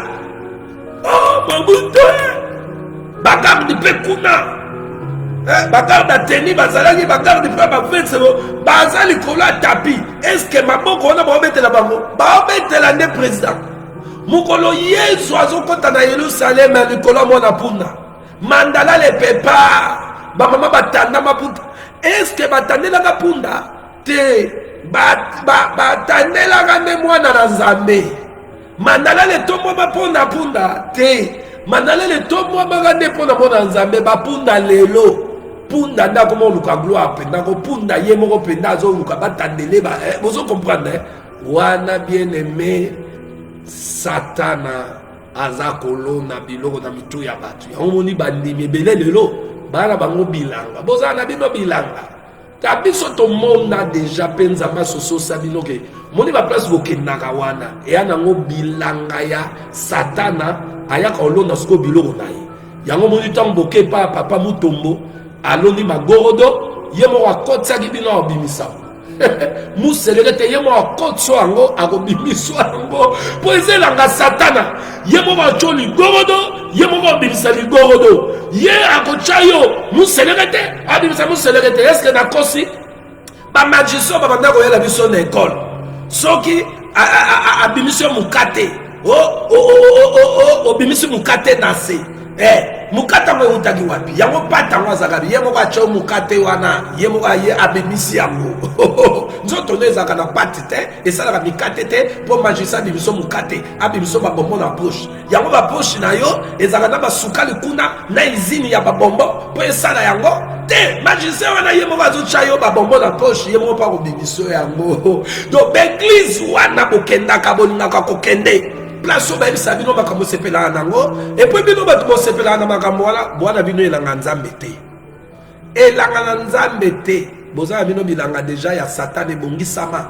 epuis Satan a ba fausse stratégie évangéliste Michel Satan a ba fausse stratégie oyebi eloko asalaka asala nini kaka ndenge biblia elobi aza na bana ye atondisaka bango baeglise wana ebele bana na ye ebele parce que Jésus a dit celui qui a semé la nuit, c'est le malin. Et la semence, c'est le livret, c'est le fils du malin. Bon, la bonne semence, c'est les enfants de Dieu. Donc, pas dans me peut bazalaga, il y a Satan à peut bazar. Parce que t'as Satan n'est pas au mot ça. Abeni baba tunaye basaline wana achuli bango plein kuna. Siko pobe intimida kaskoyo, basana nzambo, basana maîtrise. Oyo nesika atala mokonzi na ya koliesa ye yazali sukuna biso koto nzale akoma tuna mituna le roi Pierre nenga tuna na Marc chapitre 10 kuna Seigneur me biso tiki nyos to la ndo to kozwani donc aoluka to zwani aoluka gagner atotiki bana na basi nga kutuna mama la péché. Mon retour je vais prendre quoi? Bien aimé dans le Seigneur, laisse-moi vous dire ces choses, je les dis avec mon cœur. Ne croyez pas celui qui vient t'annoncer les discours persuasifs là, il t'aime. Non. Vous vous trompez. Écoutez bien aimé dans le Seigneur. Parce que vous êtes le champ, vous devez comprendre ce que je vous dis. La parole nous dit ici. La terre doit être travaillée. On doit travailler. Le Seigneur au commencement a travaillé à la terre. Même lorsque Dieu a créé l'homme, il a pris le temps de travailler dans son chantier. Et tant que potier, il devait travailler la terre. Il devait prendre la terre, la donner la forme. Alors parce qu'il nous dit, nous sommes les champs, nous les chrétiens, nous devons accepter qu'on travaille notre caractère, comportement, que nos comportements, nos caractères changent. Qu'on travaille notre manière de s'habiller, de penser même. Alléluia. Nous devons accepter parce que nous sommes un champ qui a été racheté. Si réellement tu reconnais que tu es le champ, et Jésus a versé le sang, mais tu veux rester impudique. Tu es un chantre en train de coucher des femmes. Sur Ozawana, donc tu n'as pas encore été. Donc, Mais tu ne veux pas te travailler. Lorsqu'on prêche l'évangile comme ça, comme Gaga, Bolingo ezate, bien aimé. Vous allez parler de Bolingo comment? Un chant. Oh, ezana on a matiti na kati. Bolingo ni yo chako. Parce qu'il faut travailler dans le salama. Travailler le salama et puis qu'on la biloko nyon. Ça veut dire et l'on la bolingo anga moko, et l'on la bolingo bière, et l'on la bolingo ya baro na linga mingi, na linga mi bali mingi, na linga ki mi bali mingi. Et kolongo la biloko wana. Vous comprenez? Nalingaki mibali ya batu mingi. Et là basi musuba on va lingaka mibali ya ngana. Bien aimé. Vous comprenez? Il faut pas longo la biloko wana. Donc il faut longo la biloko moko Satan a tchakati non ala tsoke soki yo sali yango te vivre te. Donc soki yo sali maquillage te tu n'es pas joli. Soko bambina no biloko na misu te puis yo moko zaka consciente tango lokola la plante no omoni soki no nde ekomi pembe omoni olongino no ezalaka yo mo yeba pendake ozaka na déface tango chaka ba plante bambi biloko na elongi okoma na elongi mususu yo moko yeba ke ata ba yemoni yo bato ba yebi yo te ba moni yo lokoza mwasi kitoko yo moko yebi ke tango kolongola plante no mobali no mo na elongi no wana oyo ezanga plante ndenge libandeseli yao na mutu wana zo okomisi elongo wako yo soko kanisa Satan azokosoke soko zo bambaka ba plante na biloko wana ndeza joli wana jolibilité wana mais yo zo bambaka ba plante mais ozana nuna matiti kati no ya mabe oyo kona nzambe ekochama te po eko etufe yango oza mwasi moko oyokaka te oza na respect mobali te mobali ana respect mwasi te donc biloko wana nanu ya mabe wana ko atoche plante kokasa te nde kolimbiso yango mono osomba ba plante otia ya sorte nyonso me mobali wana kaka mona yango te parce que yo Satan asaloni mabe na mutu noke soki yo sali boye te mobali oyo akobima ndenge basi mosusu bayebisanga papa nga mobali nanga alobaki oyo yaninga basi ya sexy omona papa yepe mwasa komo lokaza sexy bando zala sexy ndesala de mobali yango akoma calme. Donc ça ce sont des choses ya milona mabe Satan aloni bino na mutu bozo kanisa keza bongo mais quand le véritable Seigneur vient, le Seigneur vient, il a donné la promesse, Matthieu 15 verset 13, il va déraciner tout ce que le Père n'a pas planté. Ça veut dire le Père n'a pas planté, c'est le diable qui a planté. Et parce que le diable a planté en vous l'envie, l'ivrognerie, les excès de table, la jalousie, le mensonge, toutes ces choses-là, maintenant le travail des ouvriers de Dieu qui sont les serviteurs de Dieu, bakoya suko ne langananza, bakotali sayo, ose langananza, bakotali so, non wana ozamo ananza, moni ba vi oyo mutu efrede yo, Satana mutazo sabakamu, ba persona no goût, bakobombelo te, que yo za logique, oza sain, okopa mama moko ko mata jamais. Bakotali so. Regarde ce que tu fais au monde impudicité oyo et ça parce que Satan a yaki kolona minona na ye alinga dévaloriser yo mais tu ko annoncer yo que kolona yo alinga valoriser yo kolona ngana mokeli na yo comment nani Yesu alinga valoriser yekutu tala prix na ya pesi kitoko balongoli yo gu na yo moko bolingo na yo moko ba pikoli yo yango oyini kindumba oyo moko lingaki oyo kango sikila oyini yango bouteille wa masango zaki soko mérite omoni yango penza ke oye nemi ya vinanga ba yini si yo biloko wana tango yini yango ekomi pete ya kolongola donc tango sikoyo milona nkolo ekoya yango nde tango baloni kati na yo milona nkolo eza koya baza kolona ebimisa mbuma. Au plus et à mesure les autres misamo makole la ngawatala ma belo na moni za kitoko so que moi moindre autant moi moindre koningana bacha soufimier ba timbele libange zalaki yango moni ba koto tolongo na mabanga te papa ndiko longola mabanga ba ko cha milone ko bima ba montango bimi kolo elanga ndako valoriser yo parce que milona nyonso o eza na kati eza o eza ine elanga na liboso alobaki tout ce qu'il a créé, il vit que c'est bon. Donc, à comme moment c'est comme ça. C'est là où Hébreux chapitre 11, verset 6, il dit, sans la foi, personne ne peut lui être agréable. Donc, combien l'angaou est agréable, à trouver agréable. Pour Anigna Rosette. Je finis avec ça aujourd'hui. Bien aimé, je finis avec ça aujourd'hui. Et Isaïe 55. Pour Nakotali Sake, Soroze Langa Yankolo, Okozala valoriser. Nani a émission qu'Enkolo a valorisé Kate. Nani. Kolo a valorisé Kelanganaï. Mais le problème, c'est que côté yon a nous valerte. Bakotali Sayo, Oyoyo Fosala.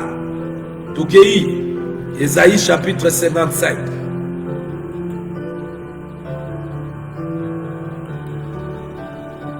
Bonimbisanga bandeko lelo na comprendre te onction lingala elatinga ya français qui bingala monoko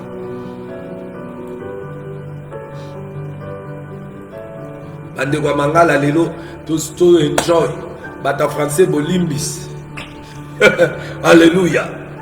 Isaïe 55 verset 1. Vous tous qui avez soif, venez aux eaux. Mais celui qui n'a pas d'argent, venez acheter et manger. Venez, non, descendons. Allons, sautez. Le temps. Allons dans le verset 12.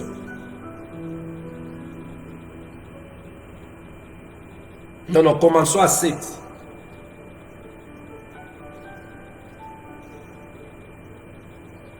Nous commençons au verset 6. Isaïe 55, verset 6. Cherchez l'Éternel pendant qu'il se trouve. Invoquez-le, tandis qu'il est prêt. Que le méchant abandonne sa voie. L'homme d'iniquité, ses pensées. Qu'il retourne à l'Éternel, qu'il aura pitié de lui. À notre Dieu, qui ne se lasse pas de pardonner. 8. Car mes pensées ne sont pas vos pensées, et vos voix ne sont pas mes voix, dit l'Éternel. Autant les cieux sont élevés au-dessus de la terre, autant mes voix sont élevées au-dessus de vos voix, et mes pensées au-dessus de vos pensées. Comme la pluie, disent maintenant, comme la pluie et la neige descendent de cieux et n'y retournent pas, sans avoir arrosé, fécondé la terre et fait germer les plantes, sans avoir donné de la sémence aux semeurs. Donner de la sémence aux semeurs. Ah, vous voyez, sans avoir donné de la sémence aux semeurs et du pain à celui qui mange. Ainsi en est-il de ma parole qui sort de ma bouche et ne retourne point à moi sans effet, sans avoir exécuté ma volonté et accomplir mes desseins. Bien-aimé, c'est clair et net. C'est clair et net. La sémence de Dieu qui est sa parole, vous qui êtes le champ, si la terre est préparée et qu'on sème cette sémence en vous, ça veut dire Ephésiens chapitre 2, verset 20, cet évangile, tala, naza koasireyo, nkona oyo ya Ephésiens 2, 20, et valorisaka elanga. Nazo assuré yo enseignement de Jésus qui a donné aux apôtres, naba prophète, ce qui n'a nous battu ya ngote, aux valeurs, aux amabele ya matiti mabe, ba démon, na image ya zamba, oyo, mutayo qui pense à ça la petit besoin à côté, grand besoin à côté. Parce que ba grand besoin, ba petit besoin, ba tu ça lango, et ça ba démon. Bako bandoko kota maison de nebalini. Bako ya pe ba kota na balali na ba vanda kana yo bazanga na yo ba osati ba l'aise. Nazo asire yo nzamba ko sakate. Oya lobi nde akokisaka. maloba na ye oyo elonami kati na yo soki eza ya ye atika na yebisa yo yo ozelanga na ye maloba wana ekotikala teke o ekobota te ekobota kaka ndenge alobaki que la lumière soit la lumière fit. Bien aimé, laisse-moi vous dire, azobisa Abraham na mwasi no azali o azala na nsima kuna matanga tala na émission na même époque yawa aloni tala ndenge alonaka aloni Sarah ozwa mwana bazoyeba te que c'est lui le semeur qui est sorti pour s'aimer tala ndenge abimi éternité aye kolona pa Abraham. Mais soki yawa leki te po alona bao nyonso baye kolona na balona mikona na milona mabe.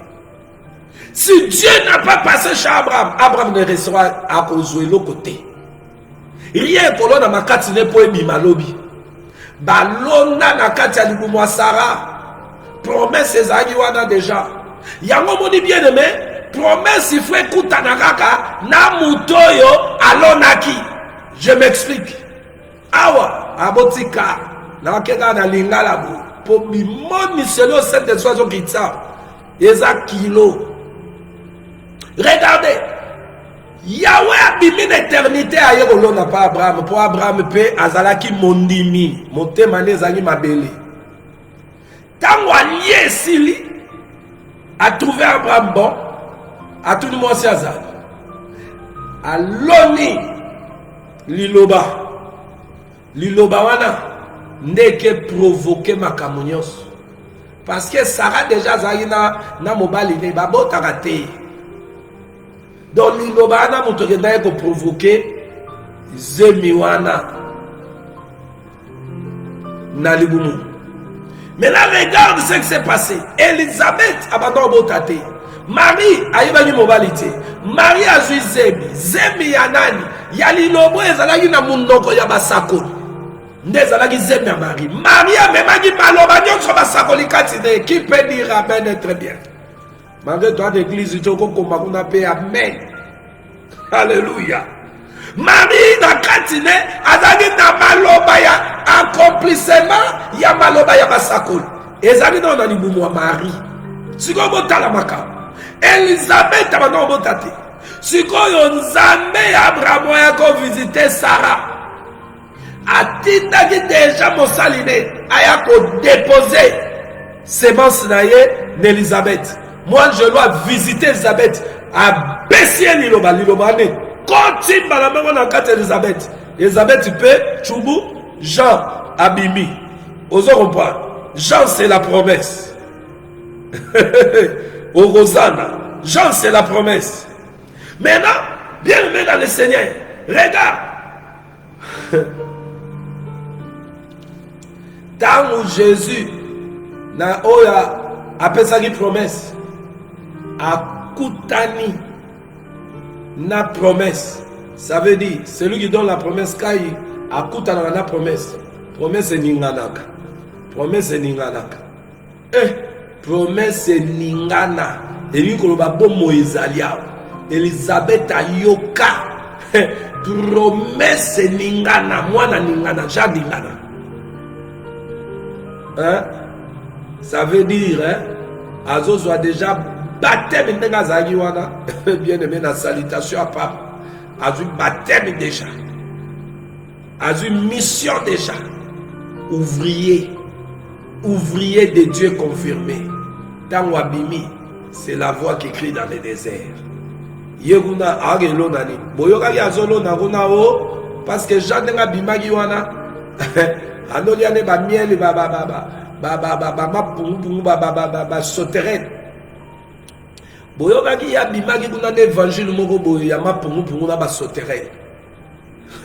To asala ki doctrine moko batu ba comme damega ma pungu na ba sauterelle. Jean. Bien aimé dans le Seigneur. Boyoka ki ya kita milona misusu. Kako epesa melaki nde abimaka ye kolona. Écoute bien aimé dans le Seigneur. Dieu a laissé son trône. Quand il est descendu sur la terre, il est descendu comme un semeur. Mais pour semer, il devait acquérir le champ. Le champ, c'est toi et moi. Il nous a rachetés au prix du sang pour devenir son champ. Là, il parle d'une manière, comment nous devons nous disposer à lui. Comment il doit travailler à nous. Donc, même le jour où il est ressuscité, si vous pouvez aller là-bas, le jour où il est ressuscité, dans Jean chapitre 20, au verset 15, je crois, vous allez comprendre qu'il était ressuscité dans l'aspect d'un jardinier. Parce que, en mourant, il s'est acquéri la terre. En ressuscitant, c'est pour planter. Eh, bien-aimé dans le Seigneur, quel est l'aigle? Makambo. Siko yo yedi sanga. Makambo elo na makati note. Yo zala nangi ndumba. Nabolunga muki. Ngabolunga muki le ya neni. Makambo lengi boy. Ezalo kwa miliki. Ezalo kwa bacho su miel na mebo. Siko ndenge ni yobo mela bière. Et kota na ndenge ni. Makambo lengi boy. Sikila. Jean chapitre 20, verset 15. Jésus lui dit, femme, pourquoi pleure-t-il? Qui cherche-t-il? Elle pensa que c'était le jardinier. Lui dit, Seigneur, si c'est toi qui l'as emporté, dis-moi où tu l'as mis et je le prendrai. Jésus ressuscité. La femme là, elle n'était pas une petite fille. Hein? Oh, à mon amour, toi là, tu propre boé, à bien jardinier. Et dans le rôle à mon amour, à mon soda, là, tu bilamba soda, à quoi batek à la tu bilamba soda. À quoi différencier, c'est que Oeza bilamba soda, Oeza o bilamba soda, Eza la kabo, Eza kabo. Mon amour, à quoi différencier. Mais quand Marie dit que l'écriture ici, la parole dit que elle croyait que c'était un jardinier, c'est que Jésus, quand il est ressuscité là, il avait l'aspect d'un jardinier. Alléluia. Il avait l'aspect d'un jardinier. Mais il est mort pour s'acquérir le champ. Tant que il a maquillé Sopani, à Sekoui, à Yébike et Langé, comme à Yaye, il y a moi là déjà fait un jardinier pour Yébia Batakolona, à Osana. Est-ce que c'est Langa? Bible est l'obito Zay Langa Nazamé. Ma sœur, mon frère, es-tu un champ de Dieu? Ni de l'eau dans ma catino. Pour Oyeba, ni de l'eau dans ma catino, pour Oyeba Gozela. Pour Milona de l'Iloba, d'ailleurs, bien Zaline Milona. Place et kota ke bota kambuma. Matthieu 13 alobi, mabele malamu. Oyo alona ki mbuma na kati. Ebota ki 100. Ah, ebota ki 60. Ah, ebota ki 30. Ebota ki. Est-ce que tu as la vie de Dieu? Est-ce que tu as la vie de Dieu? Bien-aimé, yo tombe ta katolo chrétien. Est-ce que tu as la vie de Dieu? La parole est là où elle est semée, elle produit la vie de Dieu. Ah, alléluia. Bien-aimé dans le Seigneur, la parole produit la vie de Dieu. Jamais la parole de Dieu qui est une sémence peut être sémée dans un homme. Hein? Il produit l'impudicité. Non, jamais. Jamais au colonna masango et botanguba. Ngube kobota masango te. Nkona na nkone bota kambuma na yango. Liloba na nzambe o eza Yesu. Azali ye moko aza semence. Yesu ana bomona. Loboko na ye musapi na ye nyos. Donc Yesu ana soka lona mikatino, c'est toute une semence. Jamais yoko produire isu mutema mabe. Jamais yoko produire moyibi. Jamais yoko produire lokoso posa ya mokili muteme pepa yo na biloko mokili. Ozo gêner kaka pour na biloko mokili. Pasteur ozo salaka effort pour l'argent. Jamais Yesu ana kozakati na yo la semence d'en haut. Ah, yo zalara bongo, c'est jamais. C'est pour dire, oza ose langa, mais milona mabeza na okatino yango ezo tindo linga biloko linga wana. C'est que basali na nzambe ya solo, o baza ba ouvrier en kolo, ba komona, ba ko comprendre. Parce que kolo na bango, ako o yatili bango, apesi bango boulot. Bako yande baba na ko déraciner mabanga o eza ko empêcher yo nzamba sala katino yango nzembo oyo ya ser mabiso Ariette nzamba pambola ye. Brise, brise-moi, brise la force dis-moi qui combat mon âme, qui t'empêche d'œuvrer à moi. Brise, brise, brise la force dis-moi oh, qui combat mon âme, qui t'empêche d'œuvrer à moi. C'est ça. Kende mangengenge, matan trombaya, lusizira, mata muzemberke, pour kende koyemba nzembo yo lo sambo no Seigneur. Brise, brise, brise l'orgueil à moi, qui t'empêche d'œuvrer, hein? L'orgueil à moi, qui t'empêche Seigneur que tu œuvres à moi.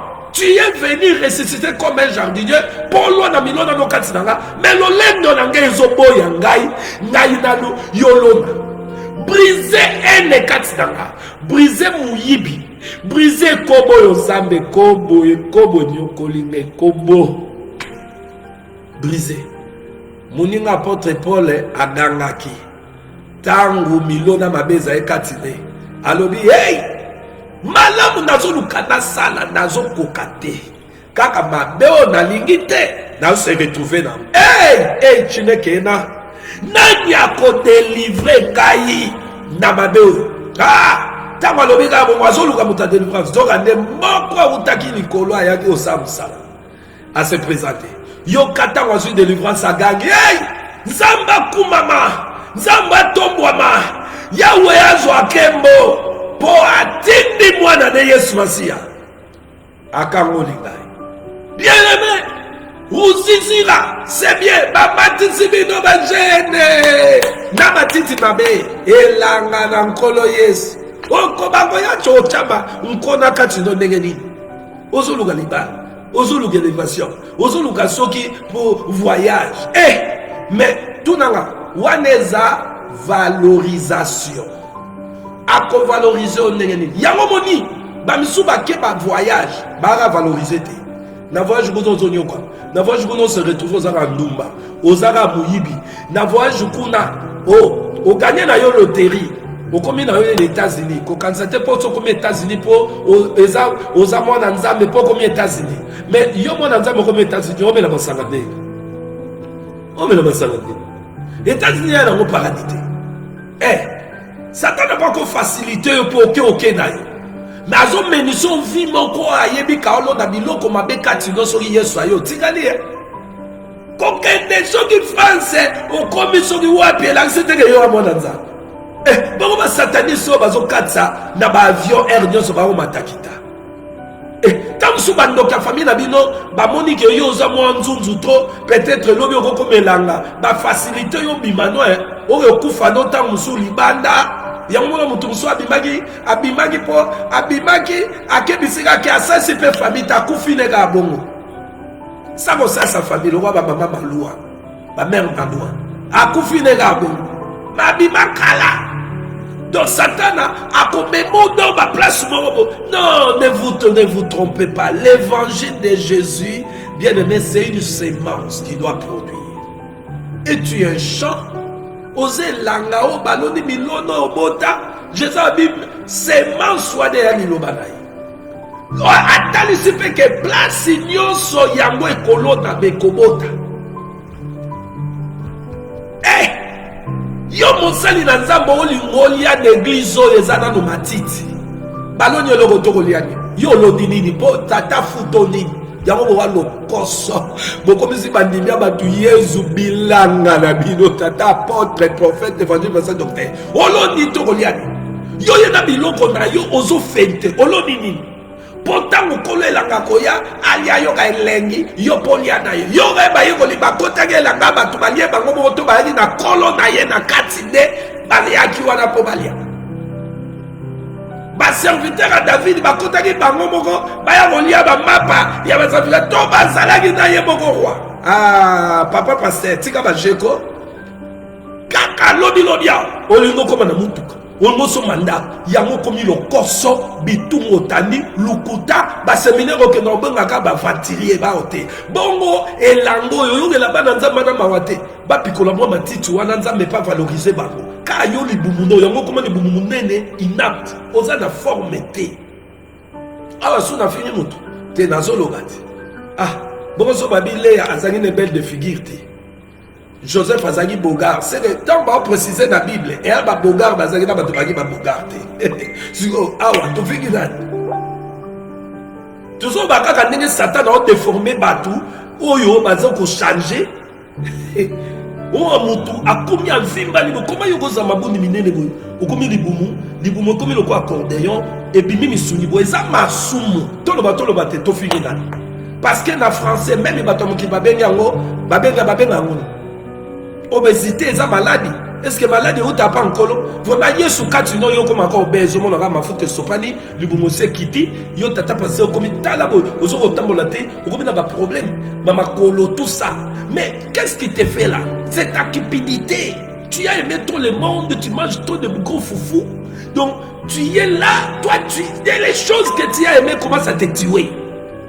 Tu as aimé de voyager, le voyage mon Dieu, moso akufa likolo avion. Bon, il y a partout. Tu as aimé trop les choses du monde. Et comment nous bon maillot? Yo quand si peut-être Satan a golinga yo.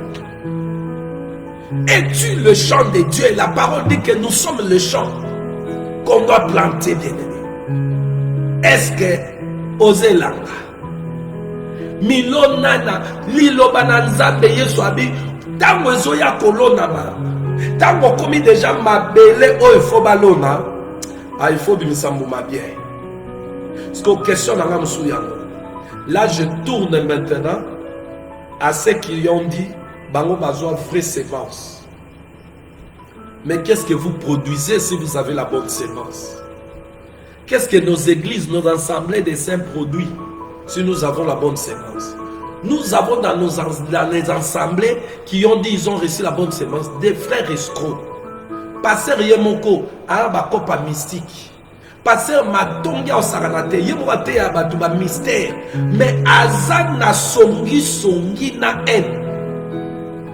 Boutalaga Ngai, moi c'est Ngai, Azo de Nogosame na pasteur, croyant que Ngana Ozoye collègue de travail. Mais Azako Tchouba Ngambeli Kuna Zoebisa, Azo dénigrer Ngana Simamosi Nangai. Vraiment, lui ne peut pas parler comme ça. Non. Non, c'est pas un homme de Dieu. Donc, à dénigrer Nangai. Moi, discussion, qui n'a moi si moyen pour Bimisa. Yo, quand c'est tout le monde, Talabaka Mabana, Balo, jamais, n'a mêlé n'a passé un bon habitika na yo, yebieti. Eh! Liboso munira mso passé na gangue libosi na kana biko tanga musala nzambe ba bo na kotike lote. Donc mieux vaut que tout yo ke na yo na bala na ngate mais na tika na relation malamu na musala nza. Mais quand on commis na passer à azana cher mystère. L'explication de toutes choses. Mais est-ce que Yomogosa production de ce que tu prêches, tu produis quoi? Bien-aimé dans le Seigneur, Bino Bamisomoyo Karabo, comment il déjà bilanga ya prophète toi? Azubino na technique, netu mikolo babate ya mikolo ya ba démon, ya ba lien. Bien aimé, sa stratégie milona ya mutuana abi de soit loni bilonga na katino e chokobanga oba nomona ba lien partout oba oui bitumbezali ezayete mutalo bango Ephésiens chapitre 6 il lobanza belobit parce que tu viens en Jésus. Oh, Apocalypse en lobat. Quand il a attaqué la femme qui devait enfanter l'enfant mâle. Auquel Apocalypse 12 kuna harmonia koki na yete. Asali bisala salane nyoso dragon atindi babaye akokite a tourné abandi kolanda bato bazui témoignage. C'est à cause du témoignage de Christ que tu peux avoir et créer le combat dans la vie. Po oza elanga moko foyelo na mamilona ya bien Satan olinga ya kaka konza yo alo na bilona moko alo na pauvreté alo na bokauki alo na célibat alo na boyemabe mais biloko ya zolona azozo accès po na nini ezaka lisumo ezaka tunode epese accès alo na biloko. Mais quand Jésus vient na ebisa bino vérité célibat au monde en côté ayebi kozano célibataire ayebi kozangi no musala mais ya au monde na makambo wana te ya au monde na ba matiti mabe balona ekati no apesa gini ndakisa lisusu tango akoti na tempelo ekomi baloni kuna bilimo mabe ekomi place ako changer ba monnaie ekomi place ako sala commerce ma maison sera une maison de prière mais erwana ezali maison de prière te erwana ezali na nous repère des démons. C'est ce qu'on était avant. Dans cette maison-là, qui était le repère des démons, c'est ce qu'on était avant de connaître Jésus. Maintenant, quand il nous a rachetés, toye nan kolo me, biloko anezakati na biso, sko nan kolo, toye avandisa biso abanda musala, yako pikolaka, alongola bakanda, yozala mutamakasi, boxer, lora papa ya biso mukuna. Mais makofi na yo lakisa ngoka batu koto chesu na mwana o bano menacer batu bien po makofi ekokite oh mais ya pikola kande biloko wana te ozaka na kipidité papa Denile se kipide olela ko beta matolo fort papa Denile mais soko zana Jésus yo zaka otanga ka papa batu kizamina tika papa batu kimiati na yepe ko kotelete ko avocat du diable te papa kizamina pe zongela Yesu ko zongela Yesu binonyos mais yo wana na esprit ya matolo komi kotombola autre président posa posa matolo tika ko beta ba prophétie moko boye vague kaka obimi na TV. Bon, au cas où Lukata na bureau ya cabinet ya président opé sa prophétie mais esprit ya mato les anobo ndenge nini Deniles ndenge nini Yesu ango yozolo bakobongwami ako pikolo esprit mato loto comme logique ko lobelaka Jésus yo mo yande na télé so za l'émission sur l'émission so ko bwaki mutu na yo tozolo ko beta mato lo poso sili o luka mato. Donc comprenez ici bien aimé, si nous sommes le champ de Dieu, c'est que Nzambe fwalo na milona na ye. Oh, milona na Nzambe za liloba na ye, place lo na maka ebibisa kambuma. Skoto baba komitala. Awa kotala mutute, ngabo rutu avana te ya bino. Bien aimé, mitala po na bi mikolo eza système miroir. Maloba tote ya miroir. Na miroir mutatale la mutayate mututo ya chelo binaye amoni soki poteza soki bibon soki buto eteli obomi yango nde biloko to nde évangile zo bomisa biso po Yesu aye foto bomba babuto po bilonga migugu ekota lola te. Bible dit cette femme Ephésiens chapitre 5 verset 27 oyo aza mobange baride comme ça mutune baride bimane longanani ya mobange te. Sur cette femme qui apparaîtra dans les airs, elle sera sans tache ni ride ni rien de semblable, irrépréhensible, sainte.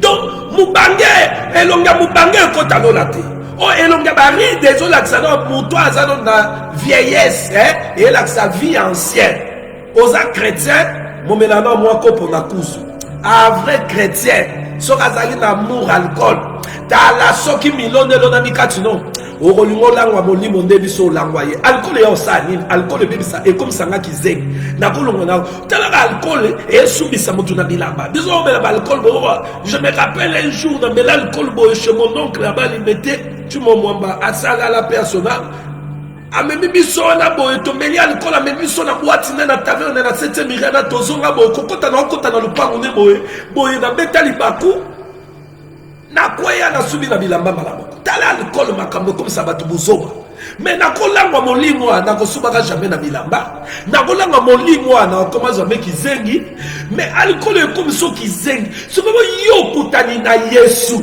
oza ne sengonde nyo melakote yoza ozelanga non oza na matiti mabe c'est que so ki faut bater ya yo mote ya to ya ko solo ko ya kote ya yo Ndima pikola matiti.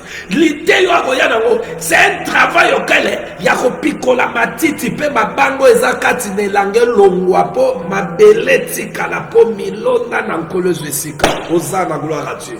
Mais tant où yo sepelaka, tu aimes les gens qui te disent des choses. Tu seras béni, mais un alcoolique, tu ne seras pas béni aux okos. La peine en boko, yo kakabato pambola makabe, yo esa histoire. Tu ne seras pas béni aux okos. Ataba sakoli wana bayanga na milona na bango bazubino lokola bilanga. Baye balobino ata fois 100. Yebaka na suka nango ezara. Tidalanga mbongo na bakisa mbongo garantie. Siko bato lokola biso to senga mbongo ti. Pongata on a aidé à la vérité, n'a dit que yo limité, mais na sa musala nkolo na tikali na osela, ngana bi ngana loni, mais nkolo ofutanga pe azo futanga. Yango mwana o mandiete na kola nzala te, yo zo souhaité to la nzala to benga binoto ko benga binote. Gloire soit rendue à Jésus pour to la nzala te, Jésus nous prend en charge. Je crois. Bien aimé, yo pose une église à 200 membres, surtout ça membres olela ka bozo kokate. Tout le monde a ta chemise à bien, il y a pas pour là, t'es un problème. On a un problème, un souci, l'église kiloté, ça kiloté. Aux années l'église, il y a ma titi, ma bé. Papa, c'est le belé, au kamba, et l'ango est tombé dans banzete, dans ma titi. Yango zonyo kwama, pozolo na biloko mabe. Soka benga kiyote, lona biloko kolona, okoma muyibi.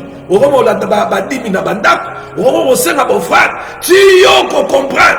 Mais moninga, Nazana posate bandimi bazala 2005. Soit pesinga D3 na ono na kabiloka bien. Na D3 na ya ono na kamusala ya fidèle. Après sanga kolia yango komona na kola ta chemise, na kozanga chemise à propreté. Kozala kaka.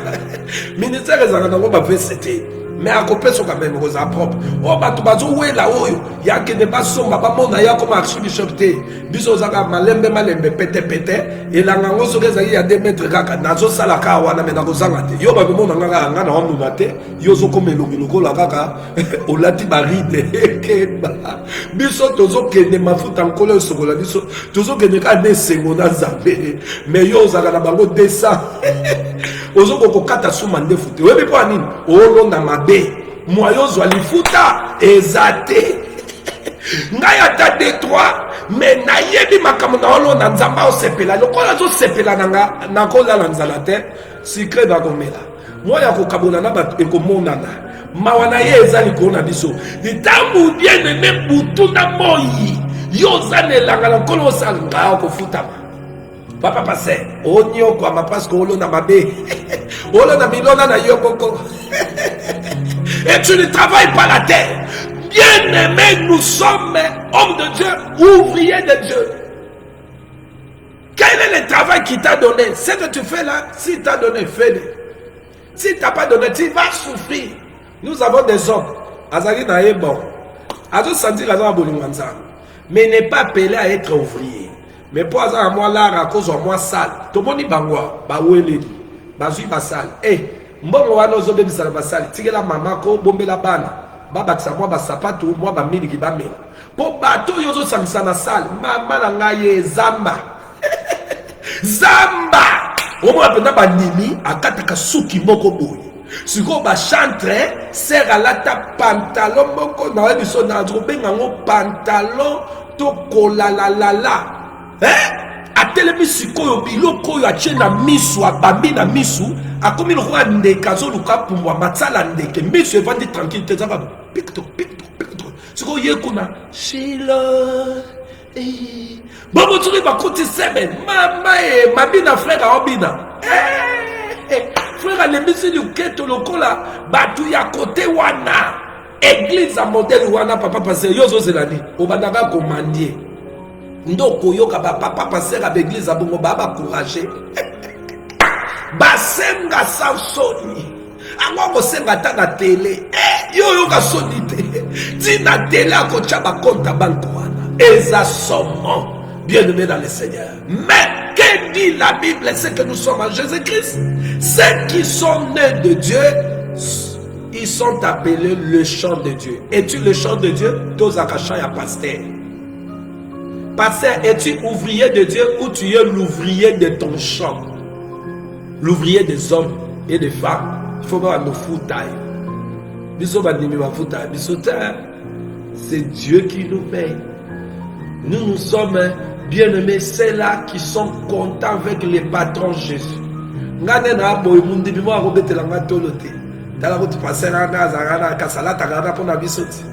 je suis fier à l'âge.